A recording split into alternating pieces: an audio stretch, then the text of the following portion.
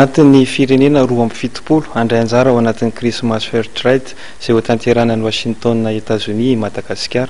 Foaran'ny asa tanana anisan'ny lehibe indrindra maneran-tany ary androany dia nisy ny fihaonana tamin'ny mpanao gazety izay notanterahan'ny mpandray anjara ao anatin'izany fanatitiana. Mpanao asa tanana malagasy misa enina ao anatin'izany ny Mior, ny Patchwork Création, ny Silhouette, ny Overproduct samy ampy orinasa roa hafa no andray anjara amin'ny ao anatin'ny foara Christmas Fair Trade izay totosaina any 2020, 2020 20 novambra ho avy izao any Washington, États-Unis. Manao huile essentielle, dia misy manao café, vanille, épices isan-karazany.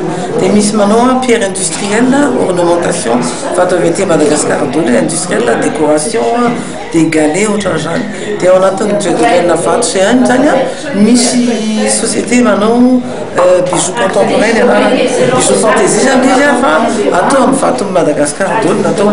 Dia misy bijoux anankiray ny azo tray volafotsy sy pierre précieuse de Madagascar. Ny artisanat hafa zany dans le domaine du textile misy jean, misy patchwork, misy boutie, dia ny produits artisanat hafa zany tout ce qui concerne pièces fibre végétale rehetrarehetra zany rafia, sisal, anaovana satroka, panier, set de table sy ny sisa.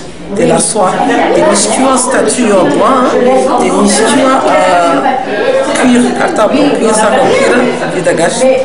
Ny antarana ny fanondranana makany États-Unis ny fanambo ho an'ny mpanao asa tanana mandray anjara amin'ity foara lehibe ity. Efa betsaka ny orinasa efa manondrana any ohatra zao amin'ilay miaraka aminay ireo zao misy orinasa efa manao isan-taona foaran'ny vato any États-Unis dia amin'ity taona ity zany sady miaraka aminay no andeha any foara any États-Unis dia amin'ireo orinasa mandeha ireo koa zany efa misy manao exportation any États-Unis mpiasany produits artisanaux.